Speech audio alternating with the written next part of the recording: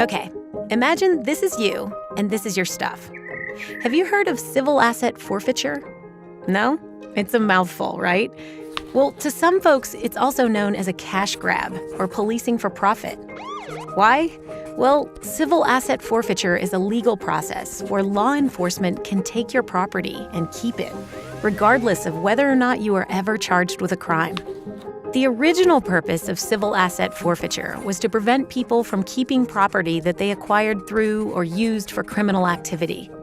Unfortunately, it's also been used against innocent people to take property that they got legally, and it can be a maze of red tape and obstacles to get their stuff back. Here's how it works. Let's say you're on a road trip and you're pulled over for a routine traffic stop. If the cop is suspicious of you, your whereabouts, or the legality of your profession, he or she can seize your property.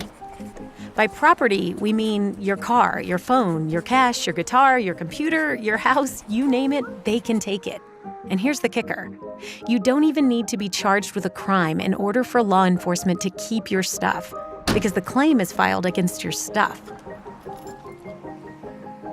If law enforcement takes your property, you'll have to go to court and prove that your property was acquired legally or was not used in a crime. If you can't go to court to defend your property, or if you don't have proof that your stuff is innocent, you may lose it for good. While seizure is legal under Texas and national law, the law is often abused because law enforcement has incentive to abuse it. If they win, they often get to keep your stuff. And they win a lot because most folks don't have the money or the time to fight to get their property back. In some states, money from forfeited property can be used for police salaries, office supplies, even trips. This abuse of seizure is unlawful, and if you can prove it in court that your property was wrongfully seized, the court will rule in your favor.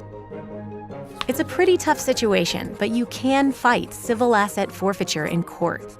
While you don't have the right to a free court-appointed attorney, organizations like the ACLU, the State Bar of Texas, and local legal aid groups may be able to help you find free or low-cost legal help.